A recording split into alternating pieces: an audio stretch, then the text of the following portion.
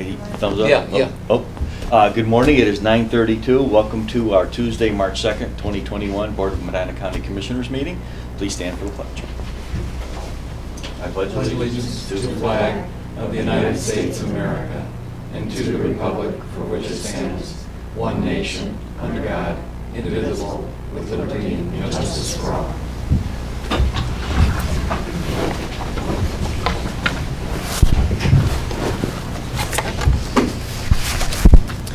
In our prayer for this morning, Heavenly Father, we beseech your divine guidance in this meeting.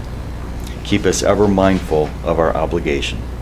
Grant us, dear Lord, wisdom, tolerance, and courage, that we may well serve our county and fulfill our trust. Amen.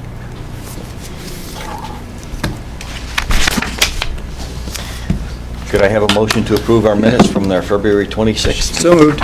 Second. Thank you. Any additions or corrections? Roll call, please. Hambley? Yes. Sweattick? Yes. Hudson? Yes. Next we have Andy Conrad up, and Dan Becker will be standing in for Andy. Good morning, Dan. Good morning. It's great being on TV. I've got two resolutions for your consideration today. The first resolution is accepting and awarding the 2021 Medina County MC 3000 chip seal bid. The second resolution is accepting and awarding the 2021 Medina County 405 resurfacing bid, and we've got the weekly permits. Move to approve the two resolutions. Second. Got a motion and a second. Any questions? I have one question. Yes, sir. What is a motor pave? Motor pave is a different type of material, road surface material. So you've got asphalt, which is what it's in your parking lot here. Motor paver is oil and a big stone. And you put that down as a base material, and then you take a chip and seal, which is more oil and more stone, and put it on top. Got it. So most of your rural roads around here are motor pave. Motor pave. Got it. Thank you. Yeah. It's the road you probably don't want to drive on.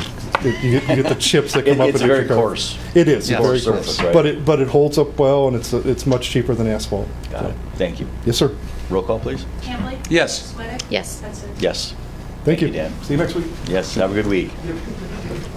Next up, we have Amy Lyon Galvin, our Assistant County Administrator. Good morning. Good morning. I have 11 resolutions for your consideration this morning. The first one is amending the appropriation measure resolution.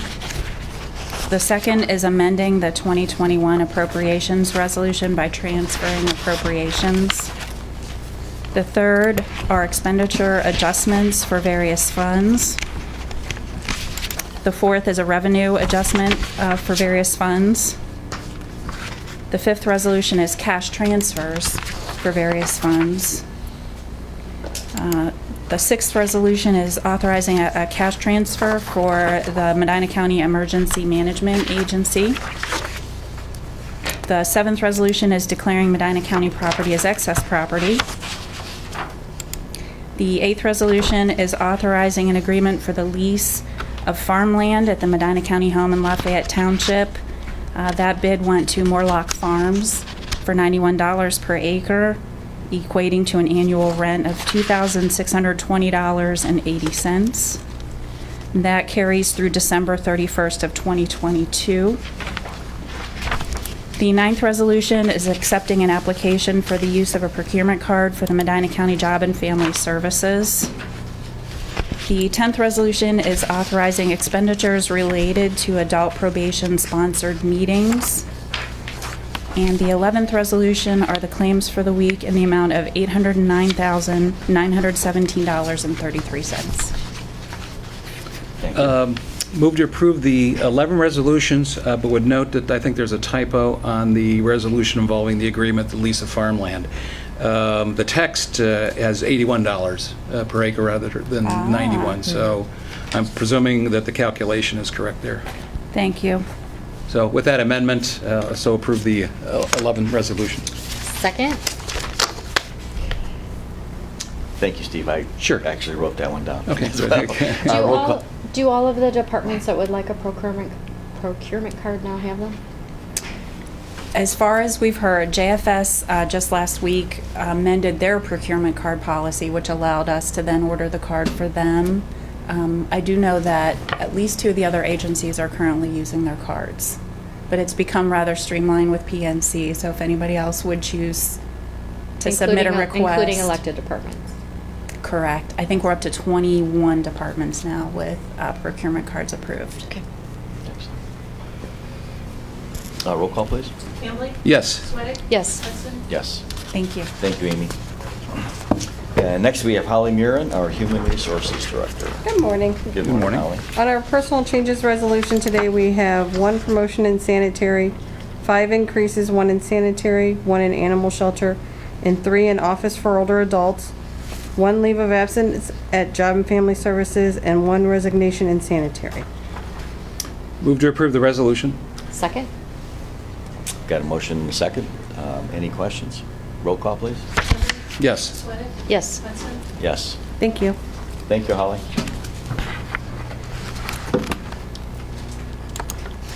And the commissioners have 1 resolution this morning to appoint Kathleen M. Greenwald to the Medina County Port Authority Board. Can I have a motion to approve? Move to approve? Second? Got a motion and a second. Any questions, discussion? I'd like to thank Gino for his service on the Port Authority. He served for a long time, and he was a very valued member. Gina did a great job. Yes, thank you. Roll call, please. Hambley? Yes. Sweattick? Yes. Hudson? Yes. And we have 1 liquor permit. This is a new permit for Corner LLC at 729 West 130th in Hinckley Township. And it is a D5 spirituous liquor for on-premises consumption only, beer, wine, mixed beverages for on-premises as well, or off-premises in original sealed containers. And we are just reading that as a matter of record. So we will go on into department updates. Our first update is from Greg Brown, County Home Superintendent. Good morning, Greg. Good morning. So, going on with our census today, great day for the Medina County Home. We got our second resident in today. You should be there at 11 o'clock today. So that brings us up to 39. So it's your second one since the COVID restrictions have been since relaxed. then, and we have a third one that we should see come in about mid-March. Super. Good. Today is our booster shot, which was supposed to be last week, but there was a transportation issue with getting the vaccine to us. So that being said, we're also looking at opening up the adult daycare and also later on this month our indoor visits again, which... Do you need to require that the people in adult daycare have the shot, or is that not a necessary This will be requirement? something I'll get with the health commissioner and work with her closely to make sure, because that is one of our considerations. As far as our shortages for nursing specifically, we did hire our charge nurse, so I do have my charge nurse now running my nurses. However, we hired within, so that left me another shortage. So I've got a part-time first shift and second shift LPN that I'm looking for. If you know anybody out there, we could definitely use somebody. For some collaborations, one that just recently occurred, I've been working with the Salvation Army. They reached out to us. They always have some surplus that they're giving out to the community. They just happened to get some lettuce, and that's our newest collaboration. And then also with the health department, like I said, when I leave here today, I go to get my booster shot. So that's all I have. So have all the staff been inoculated as well? There were some that chose not to be. Interesting. Yes, I thought so too. But all those that wanted the vaccine have received their first and their second doses? As of today, everybody that wanted it will have their second dose. Okay.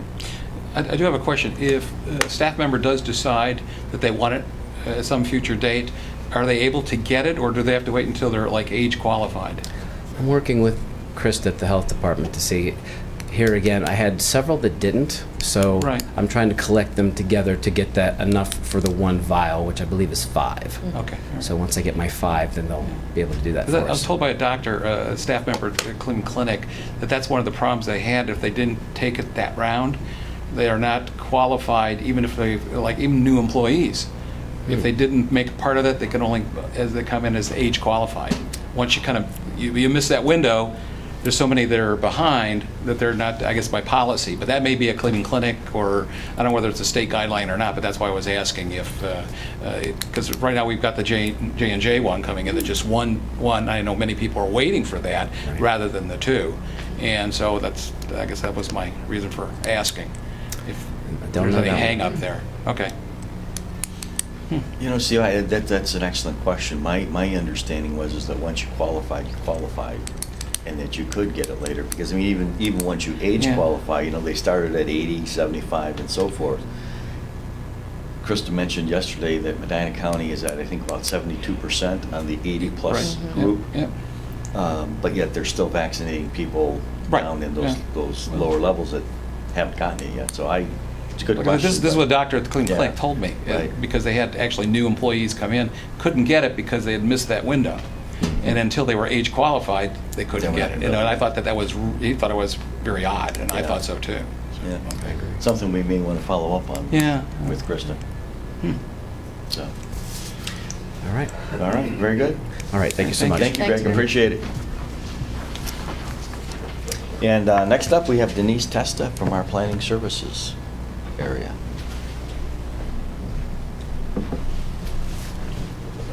Good morning. Good morning. Good morning. Great day in planning in Medina County. Yes. All right, so thank you for having me again. We have our Planning Commission meeting tomorrow. We are reviewing 3 preliminary plans, including nearly 200 home sites. One in Lafayette Township that includes 123 sublots. One in Sharon Township that includes 7 sublots, and then finally, we have a combo, as I like to call it, one in Sharon crossing over into Wadsworth Townships, including 69 sublots. So very exciting time. We're also reviewing a Harrisville map amendment and a Sharon Township map amendment as well. I'm happy to report that our subdivision regulations review will be moving forward. So we're in the very beginning stages of starting that process. And Mike Lyons from the prosecutor's office has agreed to present another planning and zoning workshop prior to our April Planning Commission meeting. Our RC3 was approved by the Ohio Historical Society, so from my perspective, that's a very exciting initiative. And with that in mind, I did submit 2 memos to you for review. One is regarding our Planning Commission alternates. So I didn't know if you had a chance to review that and if there are any comments or questions. My question was regarding the Wadsworth Yes. alternate. And then Mr. Kleckner, who is the primary representative, is asking us to appoint his alternate? Yes. So our bylaws indicate that a member can identify their alternate for your consideration, or you can approve No. or you can identify their I know designee. he was appointed to replace Buck Adams, if I recall Correct. correctly. And I know I had conversations with Robin Lawbaugh last year about that.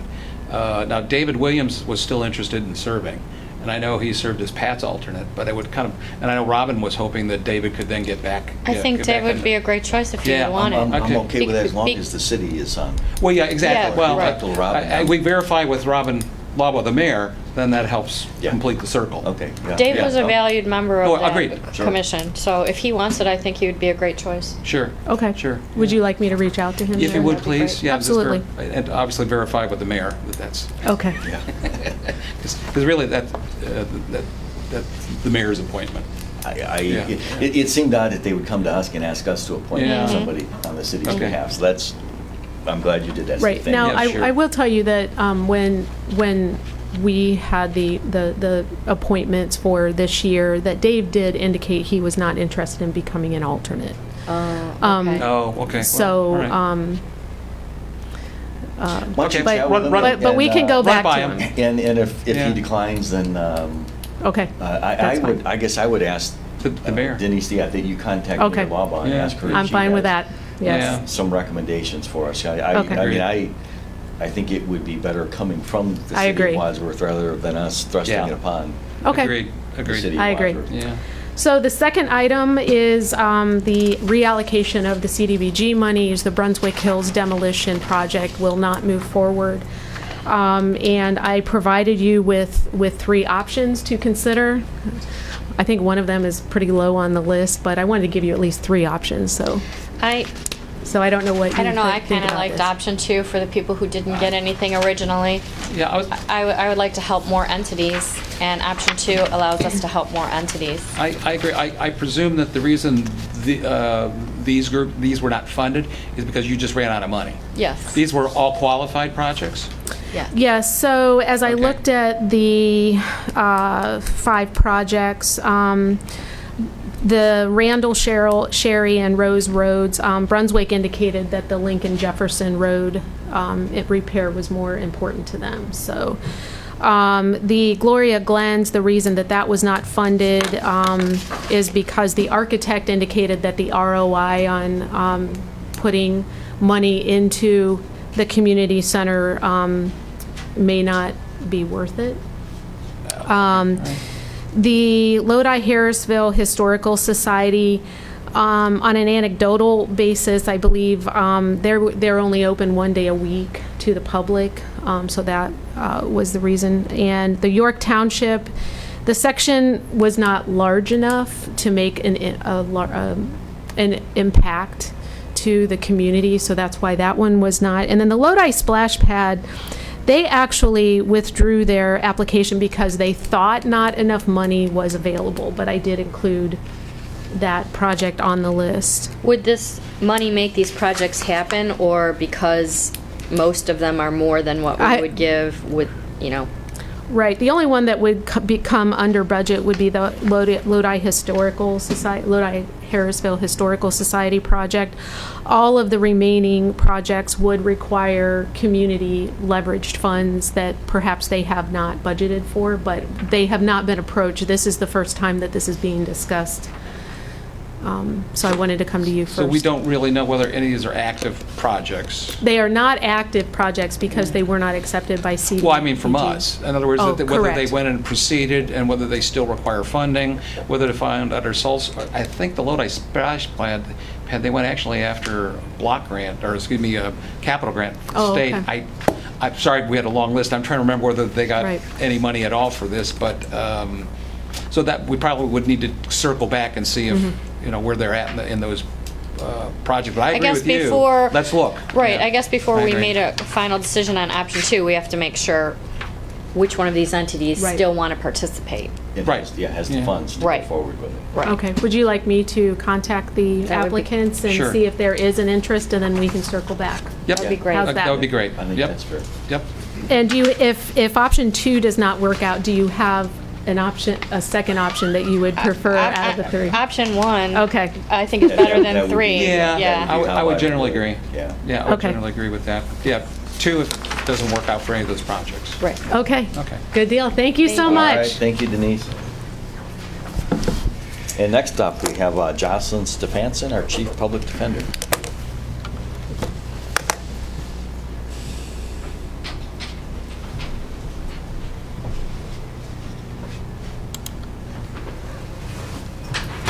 Good morning, Jocelyn. Good morning. There are some masks that have been left here, so. Good morning. Thank you for having me this morning for this presentation.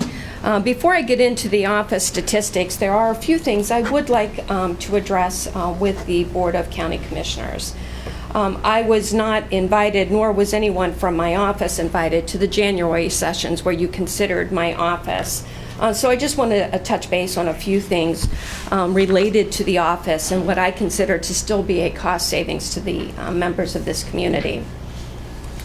In looking at what was discussed and what appeared in the newspaper articles, I would note that a lot of the comparisons go back to a budget from 2006 when the office was relatively young and only in existence at that point for 2 years.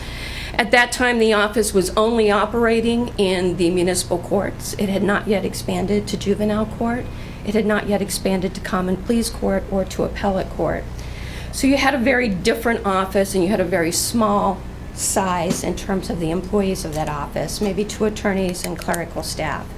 We now, in the proposed 2021 budget, had 6 attorneys and 4 clerical staff. So you did have an increase in office size, and you also had an increase in the areas of work where the office was providing services.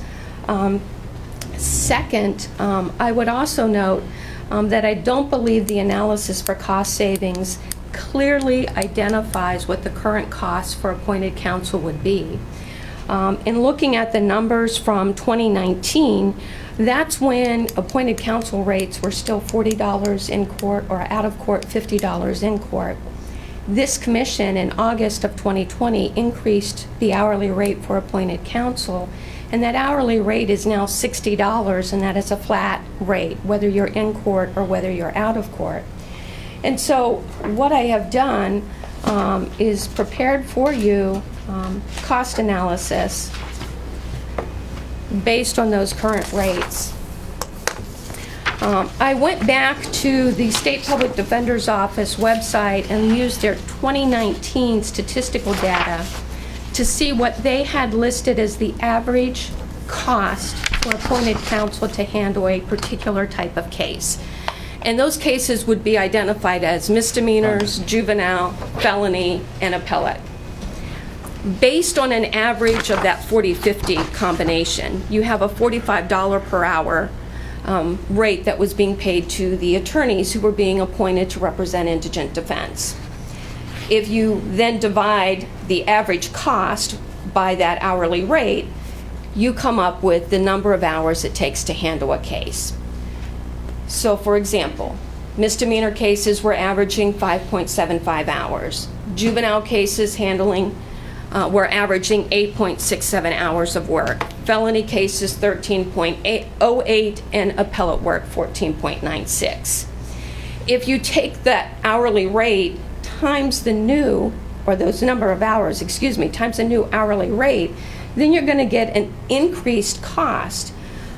So the average municipal court case now goes from $259 to $345. Can I ask a question about your chart? Does this assume full participation, that the department getting 100% of these cases listed? Because that's something we can't guarantee, that your department would be assigned all the cases. No, this does not. This is just an average rate per hour based on the statistics. So if an average appointed counsel case was $259 in 2019, under the current rate, it's going to be $345. The average juvenile case in 2019 for appointed counsel was costing the county $390. It's now going to, at $60 per hour, going to cost the county $520. The average felony case was costing the county $589. At $60 per hour, it's now going to cost the county $785. And the average appellate case was costing the county $673 per hour. It is now at $60 per hour going to cost the county $898. So that's the average cost for appointed counsel.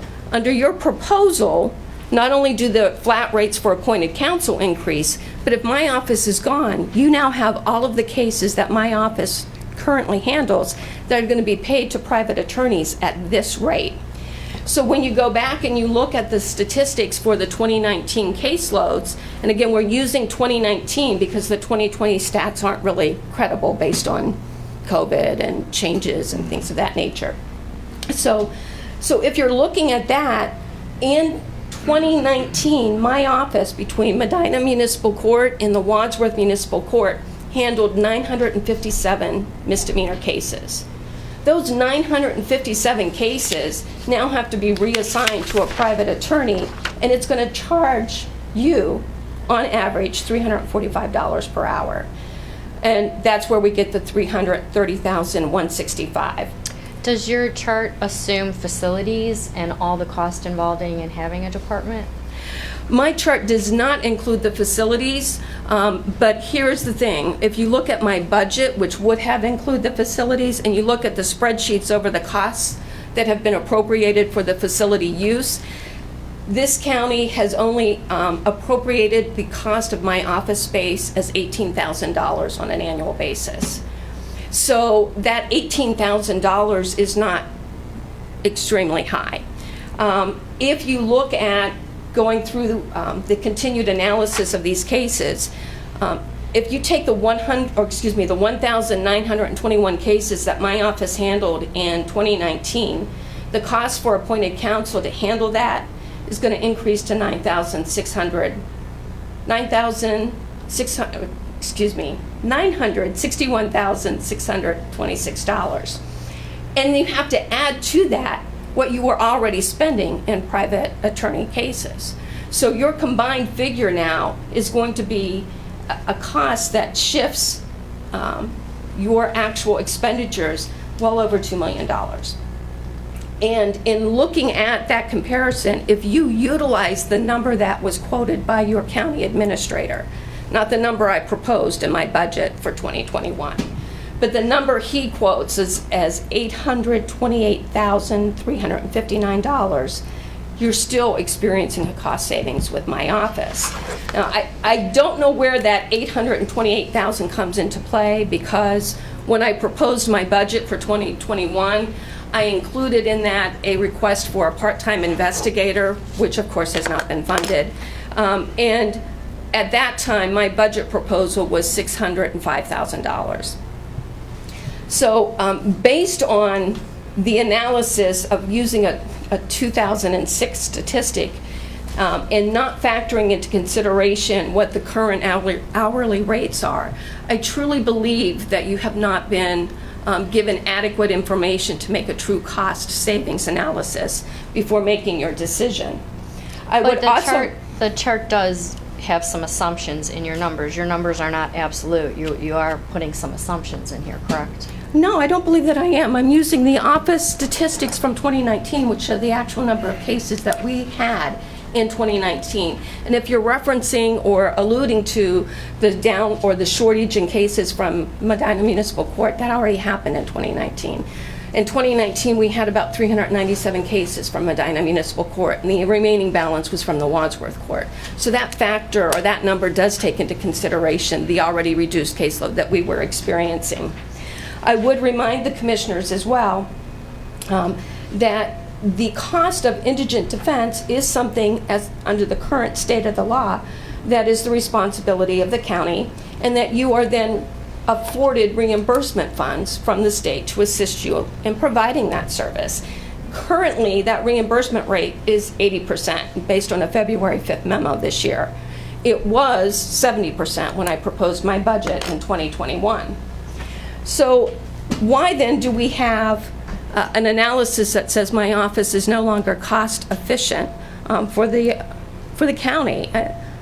I would ask you at this point to take a look at the timeline and to take a look at what was happening in addition to the decision, or that led up to the decision to close the office. As mentioned previously, we do have an office where the Ohio law dictates that there be parity. And that parity is not only in terms of office space, staff, but it is also in terms of pay. And it's the office space that is vitally important for the next section that I'm going to be discussing with you. Because my commission tried several times to address the issue of parity with this Board of County Commissioners. Initially in 2017, then again in 2018, again in 2019, and finally in 2020. And we had no luck in our efforts to address the parity issues that were being experienced.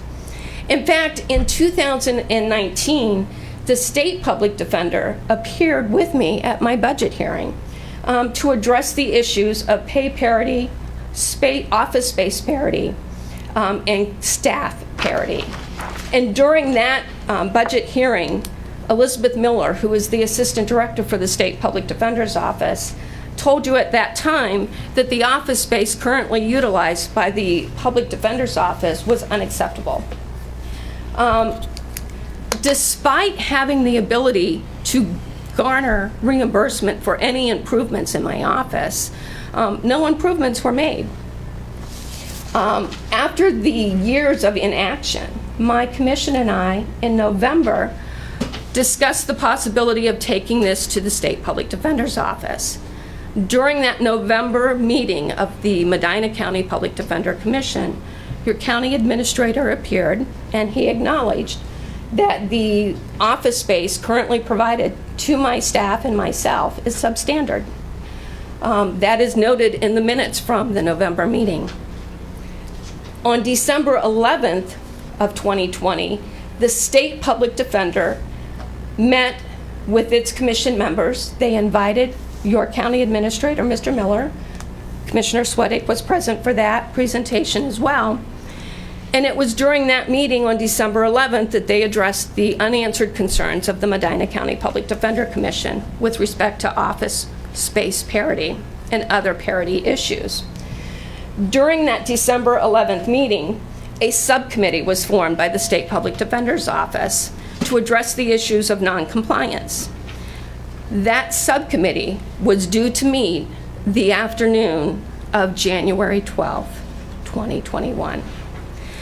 But the morning of January 12th, 2021, is when County Administrator Mr. Miller provided a presentation, and then there was, I think, a break in the minutes that went into executive session to address the Public Defender's Office. Coming out of that meeting is when there was a decision made to defund or dissolve the Public Defender's Office. What is important to note is that the subcommittee for the State Public Defender's Office was meeting the afternoon of January 12th to determine whether or not to withhold reimbursement because of your noncompliance with the parity issues under the Ohio law. Once you voted to dissolve the office, the issue of withholding reimbursement became a moot point, and so the subcommittee did not have to meet for you. In addition to what I still consider to be valued cost savings of my office, your decision to dissolve it also does not take into consideration all of the intangibles that go with the Public Defender's Office. The resources that we have provided to the community in terms of DUS clinics and expungement clinics. The fact that we created a clothes closet for indigent clients so that when they are sitting in the jail and they have no family members to provide them with clothing appropriate for court, we do that. We have a contract with Jonesy Cleaners who will, do the cleaning, the dry cleaning on suits. We have shoes that are available, ties, shirts, all of that to make our clients appear presentable when they appear in court rather than having them appear in jail garb or whatever street clothing they may have been arrested in. It also does not take into consideration the compassion and the dedication of the employees of the office, and it also does not take into consideration the results that are being able to be obtained because of our autonomy and having line items for things such as expert witnesses. I apologize, my voice is going to go out on me. You may or may not know I was home for a month battling COVID and pneumonia, so I do apologize. I'm going to try and make it through the whole presentation. The results that we have been able to obtain for our clients with respect to having that autonomy and getting our own expert witnesses. I would invite you to take a look at the docket for the common pleas case of State of Ohio versus Aaron Webb, which is a man who was charged initially with the crime of aggravated robbery for trying to disarm an officer from the Wadsworth Police Department. The case was tried once and then was about to be tried a second time. It resulted in a hung jury 6-6 on the first trial. And then as we were getting ready for the second trial, because I had the autonomy of having a line item for an expert, I paid to have the dash cam videos enhanced. That cost about $3,500 was a cost that then benefited the client who was accused of a very serious crime. We're talking about a felony 1 aggravated robbery, which carries up to 11 years of prison at that time. Now it carries 11 to 15 and a half under the Marsy's Law statutes. But when I paid to have that expert enhance the video, what my expert was able to show is that the client's hands never went down to the duty belt. They never touched the officer's gun. And with that, the morning of the second trial, count 1, an aggravated robbery, was dismissed. So, we have the ability to provide very detailed and competent services for indigent clients. And that's really what the spirit of Gideon is. It's not just appoint a body who can stand next to them, but appoint somebody who has the ability, the autonomy, the desire, the compassion, and the skill set to actually provide a competent legal representation at a trial. We also had the ability to do additional funding for a juvenile accused of murder because the courts would not grant the full request of funding that was asked for an expert witness in the area of psychiatry. When you request $25,000 for an expert and the court gives you $5,000, that's a huge difference in terms of what you're able to buy with expert funds. But because my office has the autonomy and a line item, we were able to get an additional $10,000 together to get the expert to do the report, even though he was not willing to come to court and testify for that $15,000. So again, I think that your decision to dissolve the office was not one that had all of the details and important information. With respect to cost analysis, I would submit to you that every department has had cost analysis. Since 2006, since 2015, your own county administrator has had a salary increase of over 40% since he took the job in 2015 to what his current salary is. And in mid-year last year, you added an assistant county administrator to assist him in his duties, and that salary has increased to over $100,000 just in the 6-month time span from when it was created to where it is today. So I think just looking at costs from 2006 to costs today is not an adequate evaluation of the services that an agency provides. In addition to that, we have a number of ethical issues that we need to consider. Have you considered where those files are going to be maintained? Felony files need to be maintained under public records law for 10 years, murder cases for 25. Where are you going to keep them, and who's going to have access to them? Because they are confidential client files, and they contain work product. You can't just put them in a storage cabinet and let maintenance have a key to it. Those documents are privileged, and you need to consider where you're going to keep them and how you're going to keep them. You need to consider the computers utilized by the office, and if they're going to be wiped clear of any information, the correspondence that must be maintained under public records law, the financial affidavits that must be maintained under public records law. All of those are factors that I don't believe anyone took into consideration before the decision was made to vote to dissolve the office. And I think those are all important factors that need to be considered. Additionally, I would note that based on my reading of the information provided to the Gazette, we were supposed to be getting layoff letters, notice of layoff and Corsa and all of those things. None of my employees have currently received that information. So I don't know when that's supposed to be coming, but none of us have had that. And I apologize because I am really losing my voice now. But I do want to go on to the stats of the office at this time.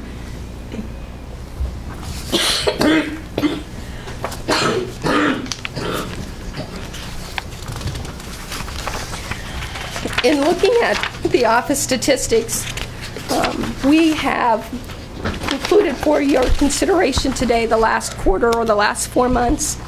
So that covers November and December of 2020. That covers January and February of 2021. You can see that in November, we opened a total of 145 cases for the office. In December, that was 85. For January, that was 95. And for the month of February, that was 73. And looking at the total, and I know I have that written here someplace.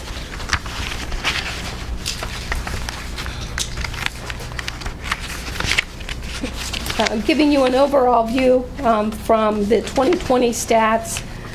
We opened for Common Pleas Court. We had a total of 178 new felonies plus 132 probation violation felonies.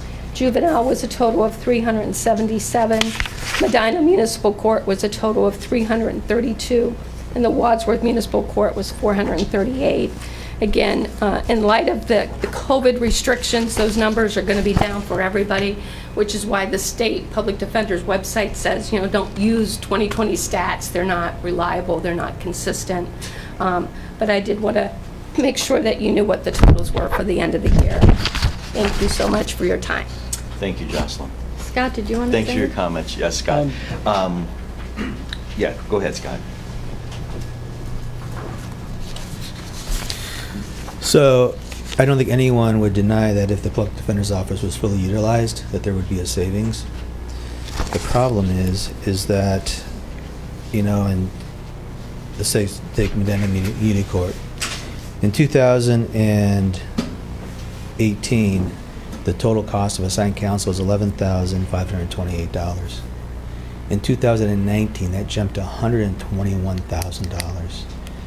In 2020, when cases were, you know, per Jocelyn, were decreased, it was $189,000. So those costs, I mean, it's evident that Medina Municipal Court reduced their use of the Public Defender's Office. I know I talked to every one of the judges, both McIlvain, Werner, Judge Dunn, Judge Collier, and Judge Kimbler, about the Public Defender's Office. So this is what we're looking, this is what we're thinking because of the cost. And I had not one judge said, I'd like you to keep the Public Defender's Office.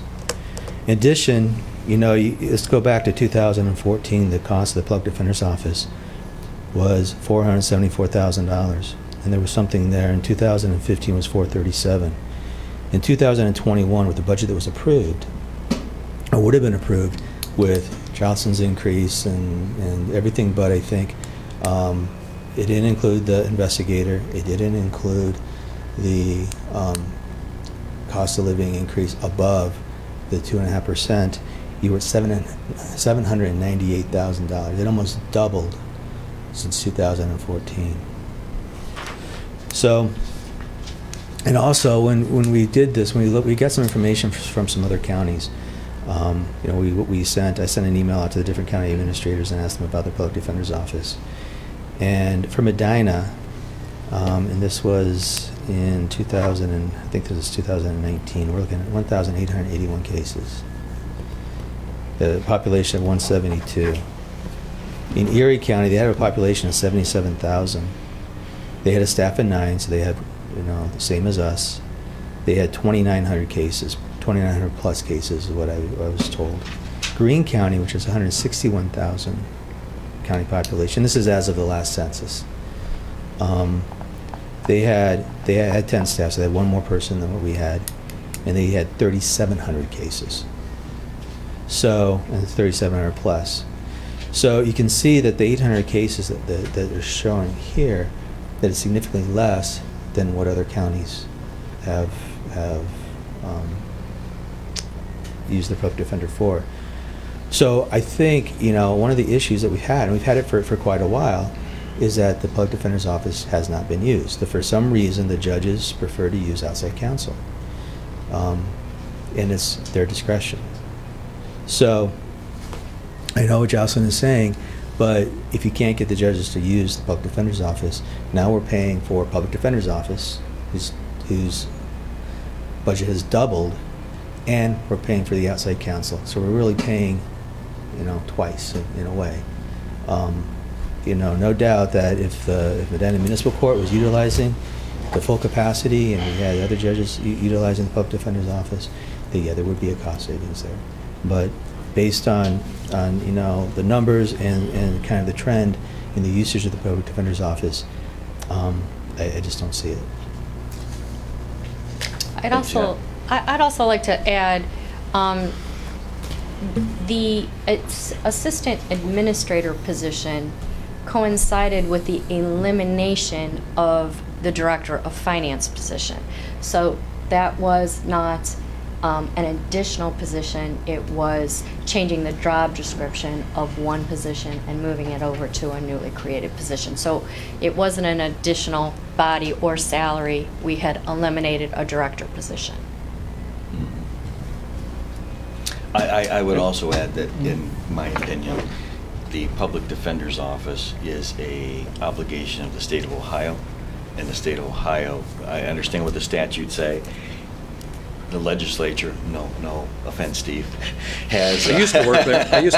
Has many unfunded mandates that they push down to counties, to school systems, and to I'll refer to it as lower public entities than the county, and I think this is one of them. They have pushed it down, forced it down to counties to perform these the services that is really an obligation of the state. And if the state of Ohio would have a comprehensive public defender's office that would Run statewide, yes. assume the state's responsibility, we wouldn't be in this situation. So. Yeah, I make a comment. I actually was surprised that we ended up getting into this debate. I thought it was a department update just on the statistics. Right. But not to be, I guess, unexpected, but a couple things I want to. This has not changed my mind in my support of dissolution of the Public Defender's Office. Obviously, we'll review the statistics and so forth, but I think obviously they're somewhat put together in somewhat a prejudicial way. What I don't appreciate is, well, frankly, department head comparing one department versus another in terms of the salary ranges. I thought there was not only an improper comparison, I think it was unprofessional to be bringing up the county administrator and the changes in administration level to justify the issues that the board has had in the past, as well as your compensation over the last year or two. That's not comparable. I did listen to the Public Defender's Commission meeting where you had brought up the issue about expert witnesses. I did, after that, thought that was we needed to evaluate that. I did talk to a defense attorney. I talked to a judge, and I found that once again, you've repeated that same case, as well as the supposedly that it's difficult to get the cost for expert witnesses approved by a judge, and I think your claims are exaggerated, based upon at least my conversation, so I don't find that plausible. And lastly, I would, in regards to the custodial issue of the records, I believe a judge can appoint a counsel to oversee the records of the Public Defender's Office, and then grant upon request the ability to access those confidential records should they be needed. So I don't think that's a burden that can't be overcome. It's just not going to be maintenance overseeing it. Likewise, they still will remain confidential and make sure we will operate within the confines of the court and assign counsel. And only, 21 counties in the state have the departments now. Agreed. So the overwhelming majority of the counties in the state are handling the records in some fashion properly. Right, but it's what do we do with the other records? As she pointed out, there's a custodial responsibility of the county, and that maintains. But I believe in working with the judges that we can basically make sure that the confidentiality is still there and appropriate access. But I don't see that as an impediment. So, like I said, I'm firmly convinced that we made the right decision and support that. And as I understand, some of your employees have already found other gainful employment elsewhere. So I'm glad to hear that transition is happening, and certainly as we move to more of an assigned counsel, indeed, it sounds like other counties are looking at the same rate, same process of moving away from their own public defender's office and to an assigned counsel base. So. And the only other thing I want to add is, when you look at, we can do projections, and numbers are. When you look at statistics and you look at numbers, you can make them say whatever you want. But the fact of the matter is, we went from 11,528 to 189,000, which is about $170,000. Had those cases been with the Public Defender's Office, we would have saved $170,000. So, if you extrapolate that over all the courts, are we truly saving more than what the Public Defender's Office is costing us? Could you address the notice for the? Yeah. So we've been talking with the prosecutor's office. The contract for the union requires us to give 14 days notice. There is some question as to whether that notice comes from the commissioners or comes from the Public Defender Commission. So the attorneys are looking at that, and I did send another email off to Tom Karras yesterday asking him about that. I think Holly contacted him probably 3 or 4 weeks ago, along with one of our labor attorneys. And we But the that- commission formally was given a notice. The commission was given a notice, yes. So Public Defender's the- Commission. Yeah, Yes. so our labor attorney and the prosecutor's office are trying to figure out if those layoff notices come from us or if they should come from the commission. So that's where we stand. All right, All right, thank you. very good. All right. Okay, that is our department updates. We're going to move into discussion session. Scott, since you were up, do you have anything you want to?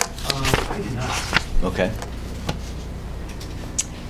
I Ellen? do. I am excited, and I'm so glad Bethany's here.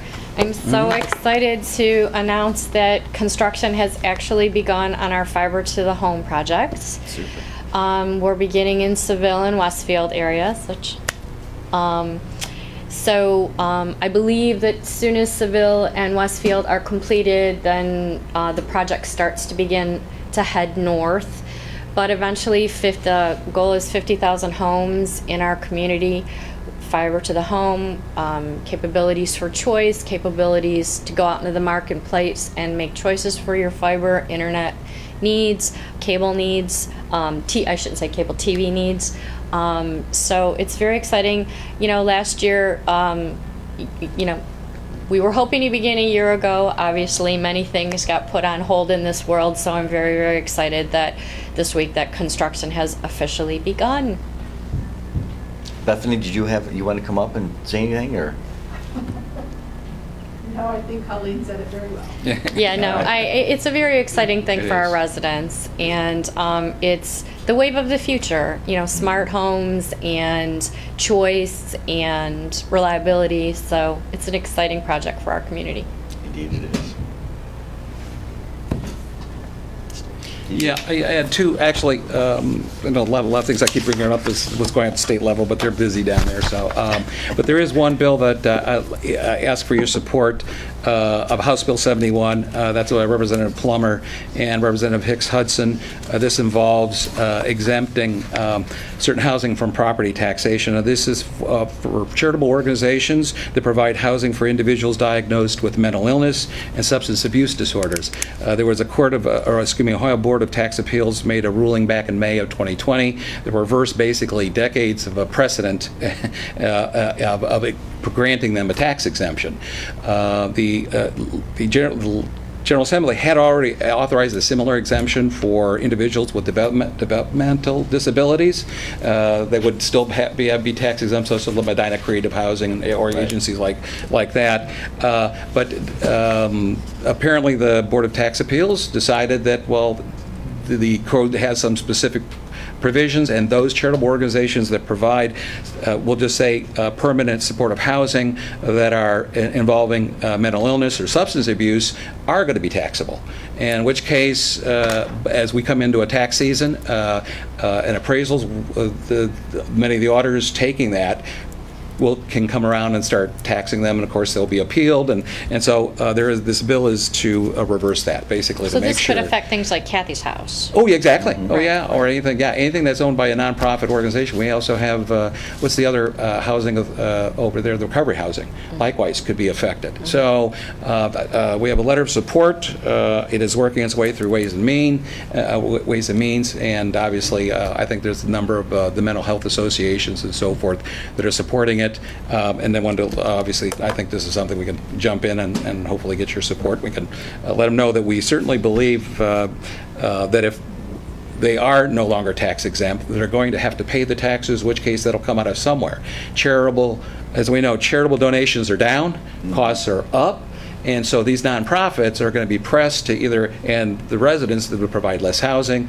Obviously, what happens with some of those disabled and vulnerable people, obviously they tend to either go to shelters, hospitals, psychiatric facilities, even end up in criminal justice and jails and so forth. So this is obviously to make sure that we don't have that a domino effect, and continue to support our permanent supportive housing.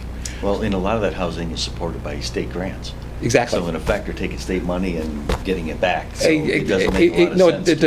it doesn't. Like I said, Yeah. it just happened to be one of those technicalities. They decided to, other set of lawyers just came in, or a group came in and says, well, we're going to interpret the code this way. But the Board of Tax Appeals apparently does that every Always now and blame then. it on the lawyers. Well, whatever. But anyway, but it needs to be fixed, and I think there's obviously it's Steve, moving through. you want our support for Yes, this our support letter? for the letter? Okay, I'm good. I'm Okay, totally super. with it. We'll get that sent out. And the other one we had to do, we talked about it last week. Mm-hmm. I wrote a draft. I'll just be honest with you. I've been somewhat struggling with the tone of the letter.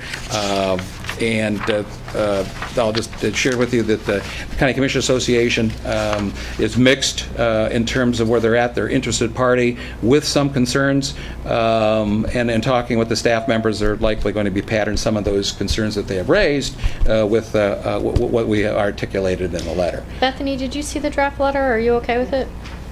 I think it absolutely strikes the right tone, so I think that you hit all of the important points about the fact that if this passes, it will truly reduce accountability and transparency with regards to our tax abatement program. Yeah. So I thought it was well done.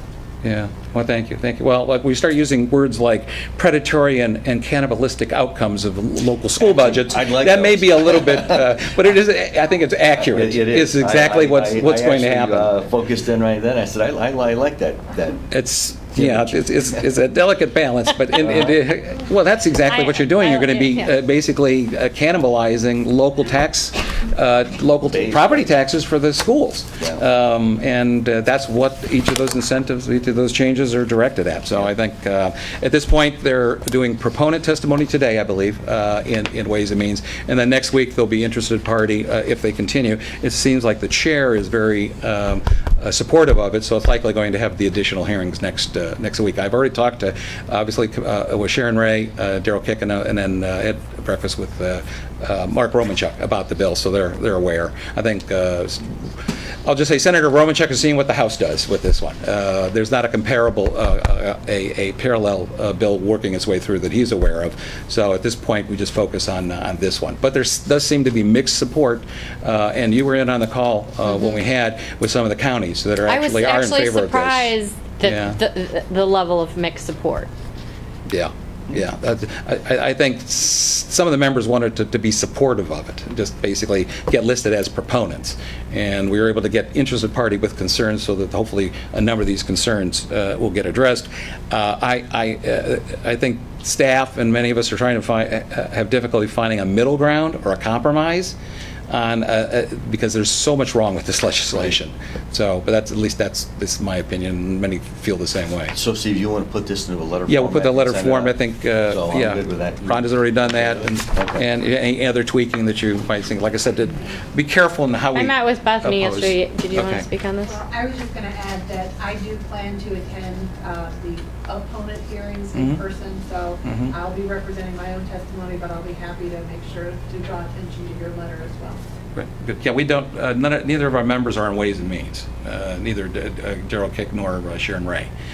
So at this point, we just make sure. Now, the sponsor is a member of Ways and Means and will likely be there to grill Bethany, no doubt, or ask her some pointed questions. Yes. Bethany is always thoroughly prepared. Yes, she will be. But that's all I've got. Thank you. John, you have anything? I didn't see you sitting back there. Jeremy? Morning, Good everyone. morning. I just wanted to run through a couple things with you this morning. In the next week or two, I'm going to be presenting resolution. We have a couple projects coming up, and we'll need some assistance on technical specs, design, and all that. One is to upgrade the pump station, our northern pump station. We're going to upgrade some of the pumps there.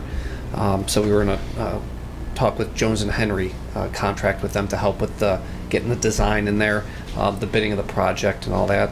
I think that was about $30,000. And then Dixon Engineering as well. We have that substation tower that we are looking to construct. Well, I think it's at 1621 substation. So we're looking to put a 750,000 gallon elevated storage tank there to help increase water pressure. That's next to the Existing. present tank, Exactly. existing one? Mhm. Okay, and there's a development that has been proposed for that golf Across course. the street. Across the street from Yeah. that? Mhm. So Yeah. that's the intent is to make sure that you've got adequate pressure, should that go Correct. forward? Yep, that is correct. Yeah, the existing tower just cycles a lot, meaning, we fill the tower, it gets used, we fill it, I think 3 or 4 times a day, I want to say that cycle. So we want to get this other tower out there to help increase pressure in the area, and so. So would it replace the existing tower or It'll be augment it? used they'll both be used. Okay. And they're looking to do a composite tank. Basically, it's a concrete tower, and then the bowl would actually be stainless steel. So the construction time on that is like cut in half, I want to say, due to the concrete. So also, I'll be working on next week ODOT. We have 2 projects with them coming up. We have the roundabout at Route 3 and 162. We already did the resolution for a cooperation. Now comes the contract. That's about $46,000 for the water work. We have to relocate some water main work, and that'll just be done as part of ODOT's project. The other one, State Route 18. Initially, the thought was it would be about $800,000 for that project. They just awarded the contract to Fetchco Excavating, I believe, a week from this past Thursday. And our contribution will be $661,000. So it's about $140,000 less than the original estimate. So that's good news. So, but again, that's another contract that we need to just pass resolution and then get signed for ODOT. So, and then one last thing on the solid waste district there. So we had a hole, I think you heard, in the concrete on the inbound scale. So we had budgeted for new pit scales to get away from the concrete deck. They'd be galvanized. So we tried to plate the hole, plate the scale. They basically put 4 bolts into the concrete deck to kind of secure it to the deck. And they got done Saturday. And after Saturday, one of the bolts had already worked their way loose. And then on Monday, 2 other ones started working their way loose. So we're going to have to just repair that concrete. That we're not going to be able to survive with those plates moving forward. Do you have huge holdups right now? Not right now, because they can still use it. So Breck Bueller is who the scale manufacturers. They're coming in this afternoon. They're the ones that perform the repairs, but they're coming in this afternoon to take a look at it. But from the sounds of things, it's like a $15,000 repair. Sunday, they could come in with their crane to remove all the existing concrete, pour Monday, with the thought of being active Wednesday. So we're gonna looks like we're gonna move forward with doing that. We're just not gonna be able to keep those. We tried, but the plate isn't gonna work. So, but that's all I had for you. So. Jeremy, how long has the digester been going up at Liverpool? I want to say it's been about a year. Going on 2 years? Going on 2 years. Yeah, it's going on 2 Yep. And maybe next time or in the next couple of weeks, maybe you could give us an update on how it's going, how much it's producing, and what sort of savings that we're seeing on it. Yep. I mean, that was, what, a $35 million project? Yeah. So it was an expensive one. So it was, a significant project, and I'd just like to see or hear a little bit about how it's going. Mm-hmm. Yeah, no, I think it's working great. I know that there's a little bit more on the maintenance side, just making sure we have some parts on hand and stuff like that. But I know that they're as far as the gas comes, they're doing really well there. So, but I will definitely get that information for you. Okay, thank you. Sounds great. All right, thank you. Good job. All right, if there is nothing else to come before the board, I'll motion. Move to adjourn. Second? Roll call, please. Yes. Yes. Yes.